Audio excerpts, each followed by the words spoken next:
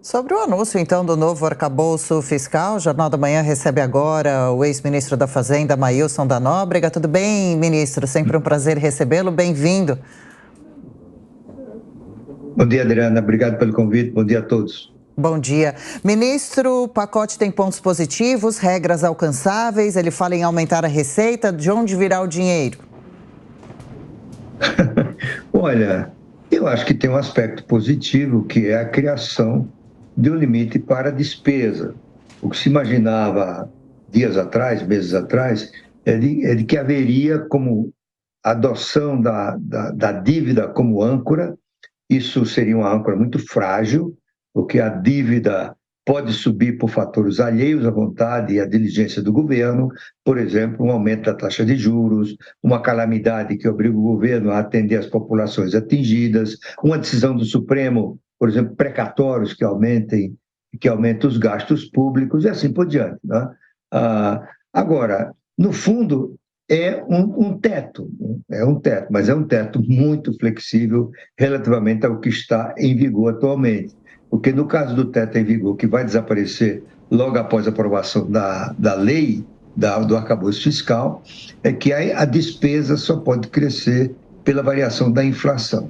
Agora, a despesa pode crescer como 70% do acréscimo de arrecadação. O que significa que esse arcabouço fiscal gera um incentivo para buscar aumento de receita. Quanto mais aumentar a receita, quanto maior será a capacidade de gasto do governo federal, né? E aí tem um outro problema, né? Que, embora o ministro da Fazenda tenha negado que vai ter aumento da carga tributária, provavelmente ele vai se desmentir a si próprio, porque em algum momento vai haver aumento da carga tributária. Ele mesmo já anunciou recentemente que depois de aprovada a PEC, ou as duas PECs da reforma tributária do consumo, virá a proposta de reforma do imposto de renda. E nessa provavelmente estará incluída a tributação dos dividendos, o que significa aumento da carga tributária. Por outro lado, se você combater evasão, se reduzir benefícios tributários, incentivos aqui e acolá, isso aumenta a arrecadação. O aumento da arrecadação significa aumento da carga tributária, né? Mas seja como for, eu acho que um dos problemas desse arcabouço é o incentivo que ele cria para aumentar a carga tributária. Por outro lado, se você olhar a regra da despesa, terminou constituindo um piso, né? Ou seja, a despesa não vai cair nos próximos anos, como proporção, não vai cair em termos reais, né? Porque no ano ruim, a despesa cresce pelo menos 0,6% acima da inflação. No ano bom, pode crescer até 2,5% sobre a despesa do ano anterior, né? Enfim, tem uma série de questões que precisam ser mais bem esclarecidas. Por exemplo, continuou intocado o problema da rigidez orçamentária. Ou seja, 93% a 95% dos gastos federais tem destinação obrigatória para a previdência pessoal, educação, saúde e certos programas sociais como Bolsa Família, né? Isso ficou intocado. Por outro lado, foi restabelecida a vinculação de gastos com educação e saúde. Na regra geral, o aumento de gasto só poderá ocorrer até 70% da elevação da arrecadação. Mas no caso da educação e saúde, não, é 100%, né? E, finalmente, pelo teto de gasto, todo que excedesse de arrecadação era usado para reduzir, digamos assim, a proporção da despesa em relação ao PIB. Dessa vez, não, né? Você pode aumentar gasto Sim. se conseguir elevar a tributação.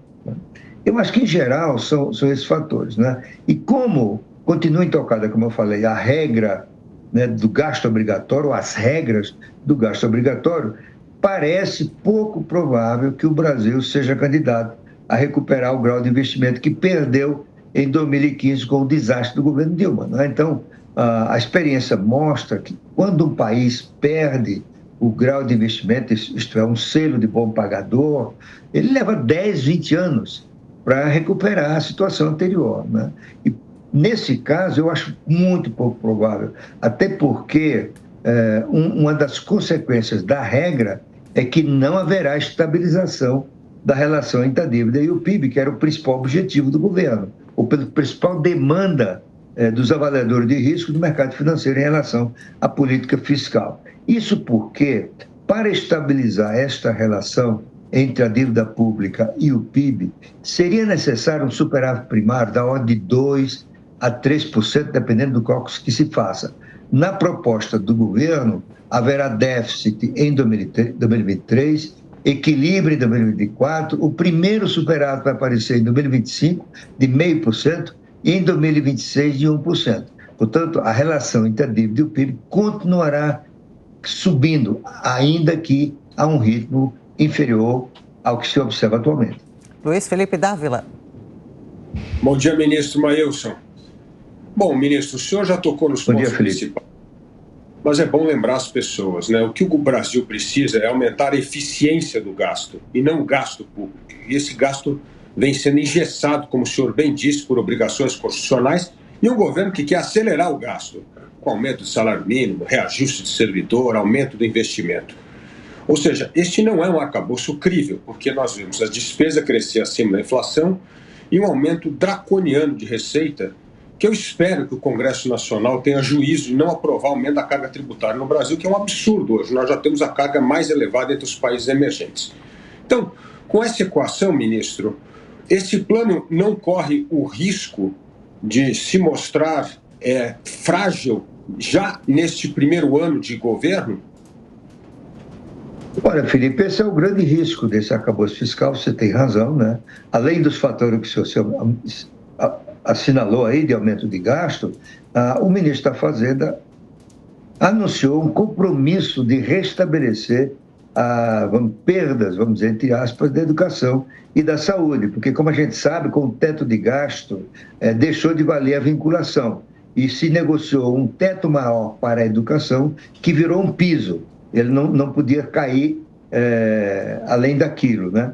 Agora se restabelece e vai repor, chamamos assim, as perdas passadas. Um cálculo da instituição fiscal independente indica que isso pode ser uma despesa ao redor de 45 bilhões adicionais, né? Tem mais outro fator que eu acho que tem que ser levado em conta, é que, por hora, ainda que faltem alguns detalhes para permitir uma análise mais adequada da âncora, né, ela é um conjunto de intenções, é uma proposta do governo, é um programa que ainda tem que ser aprovado pelo Congresso Nacional. E aí é onde vai residir ameaças adicionais a esse arcabouço fiscal, porque haverá, a meu ver, um lobby forte, tanto do setor privado quanto do governo, dentro do próprio governo, para criar exceções, não é? Além dessa do Fundeb, de tirar investimento, por exemplo. O ministro dos Transportes está reivindicando isso. Não tem teto para investimento. Claro, o sucesso dele como ministro depende de ter dinheiro para gastar em estradas, tá certo? Para asfaltar, duplicar e assim por diante, que é a cultura, né? Como você assinalou, da classe política brasileira, né? Por que não deixar fora do teto ciência e tecnologia, cultura e assim por diante, né? Se o governo não tiver um controle para refrear os impulsos de sua própria base, seu próprio partido, né, esse teto virará uma tábua de pirulitos, digamos assim, cheia de furos. Aí ele perde completamente a confiança, né? E aí podemos ter consequências muito graves do ponto de vista da confiança no país, fuga de capitais, né? E aí o Banco Central teria até que aumentar a taxa de juros, em vez de diminuir, né? O que a gente precisa torcer é para que não haja essa tábua de pirulitos e em algum momento, né, o governo começar a construir o capital político para atacar o gasto obrigatório. Sem atacar o gasto obrigatório, Felipe, você sabe isso tanto quanto eu, não tem futuro a economia brasileira, né? Você não pode ter um país em que o governo federal, o governo central, dispõe de apenas 5% do orçamento para conduzir políticas de desenvolvimento, de redução de desigualdades e assim por diante. No mundo, essa média é de 50%. Isto é, os governos dispõem de metade do orçamento para exercer essas funções. Ministro, Até outra coisa que eu acho que deve ser assinalado, havia uma crítica muito grande ao teto de gasto, né? É de que ele gerava compressão de despesas.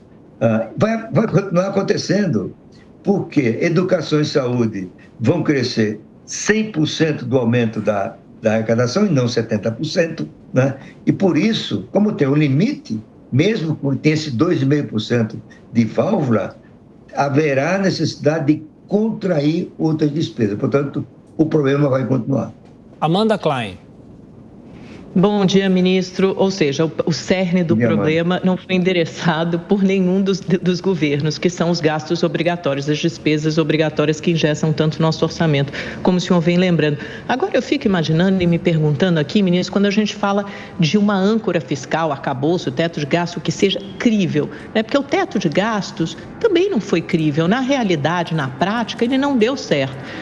Tanto que foi furado consistentemente com a anuência do ministro da Fazenda, que se considerava o mais liberal de todos, o Paulo Guedes. Então, para a realidade política e social brasileira, esse teto de gastos muito rígido e muito rigoroso não deu certo. Talvez seja pela cultura do nosso Estado paquidérmico e muito patrimonialista, patriarcal, mas a verdade é que não deu certo. Então, partindo dessas premissas, eu pergunto ao senhor, porque acho que talvez o mercado seja muito rígido, muito rigoroso, porque na mesa da corretora, um teto de gastos robusto, ele é um farol de responsabilidade fiscal, mas ele não é efetivo, ele não é eficiente, ele não é facilmente aplicado à nossa realidade.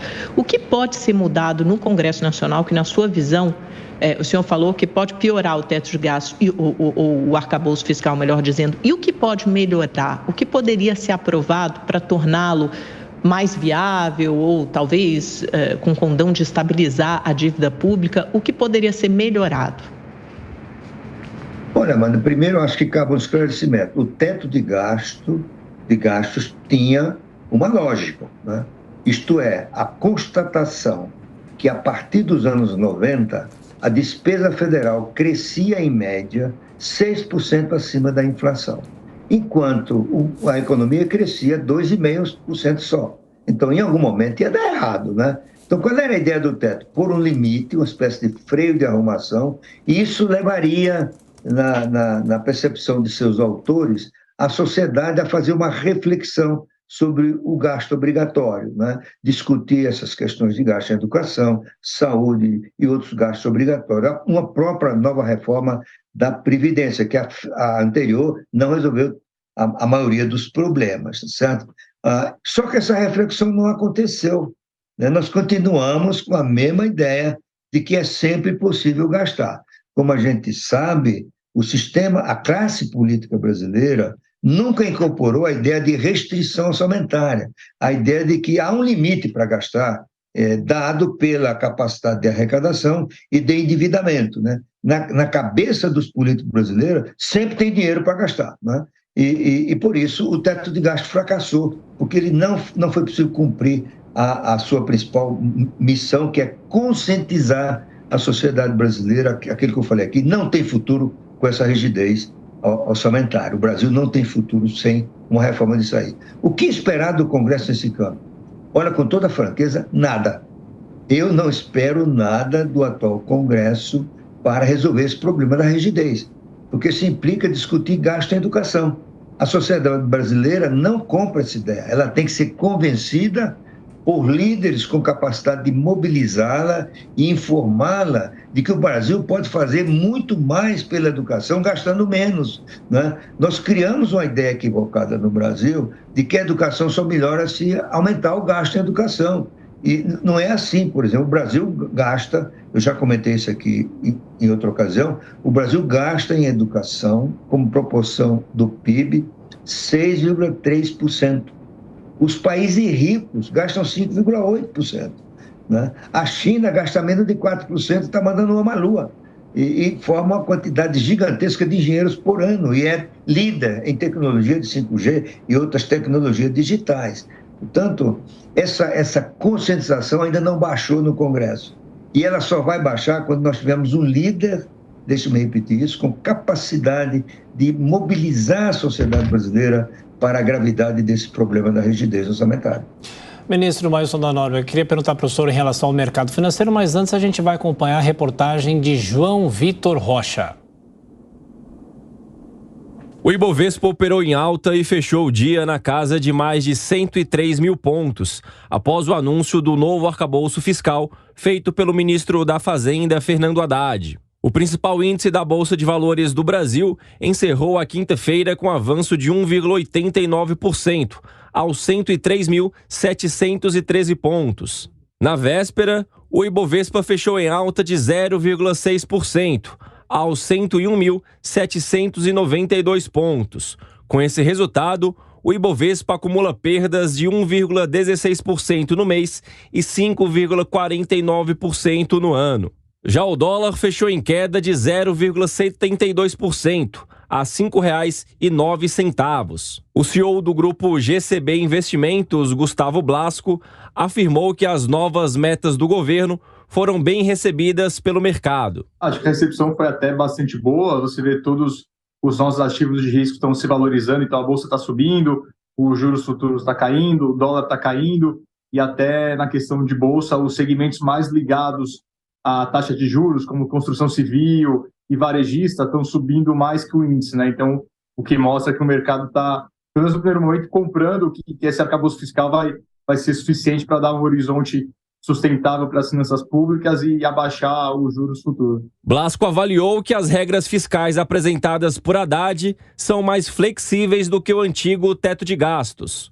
Acho que a regra fiscal em si, ela entregou o que era esperado e ficou bem boa, né? Porque você limita a despesa a uma fração da receita, essa fração é de 70%, em caso de não cumprimento das metas de superávit, a fração vai para 50%, então você garante que o governo vai gastar menos do que arrecada, e você bota uma meta de superávit primário para os próximos 3 anos, e que vai chegar em 1% de superávit lá em 2026, o que também mostra um certo compromisso do governo. Então, quem tinha um receio que o governo ia ficar um pouco relaxado em relação às regras fiscais e à parte de ortodoxia econômica, ficou um pouco mais tranquilo. Então, se você analisar só a regra fiscal, ela foi muito boa. Porém, o CEO do grupo GCB Investimentos deixa um alerta.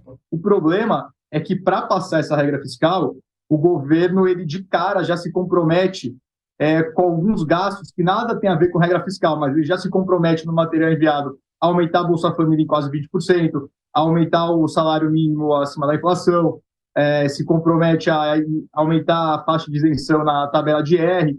Então, ele vem com um monte de compromisso que aumenta gasto, e aí o que você olha? Bom, ele está falando que vai aumentar gasto, e ao mesmo tempo que esse gasto vai ser menor que a receita e que vai gerar superávit. Só tem uma conclusão lógica: vai ter aumento de imposto. Gustavo Blasco defende que, se de fato o arcabouço fiscal apresentado for executável, vai fazer com que o Banco Central diminua a taxa Selic ainda neste ano. Porém, ele também acredita que o governo federal vai precisar abrir mão de algumas metas estabelecidas.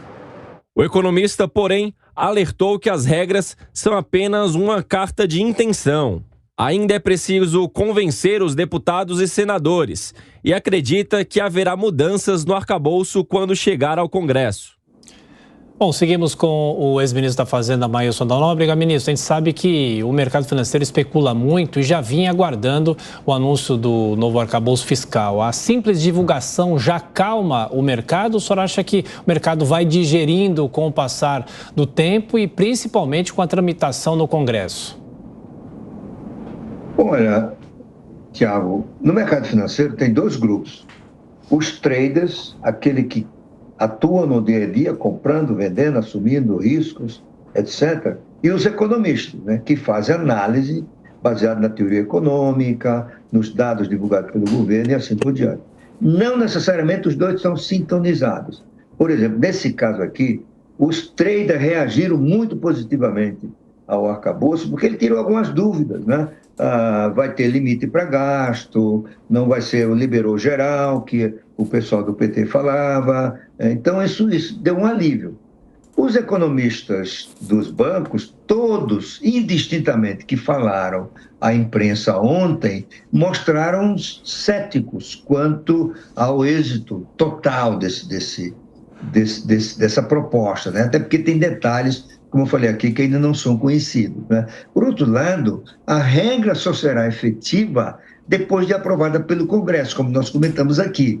E isso dificilmente vai acontecer antes de maio ou junho, né? Portanto, à medida que os economistas forem fazendo análises mais profundas das propostas, aí eu acho que a coisa pode começar a mudar e gerar algum grau de incerteza, certo? Portanto, provavelmente não é a maravilha que os traders do mercado apresentaram ontem. Vai ser um meio termo entre esse entusiasmo de ontem e a realidade que virá das análises, dos relatórios dos economistas dos próprios bancos.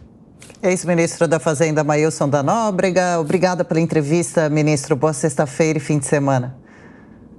Obrigado pelo convite, bom fim de semana para vocês todos.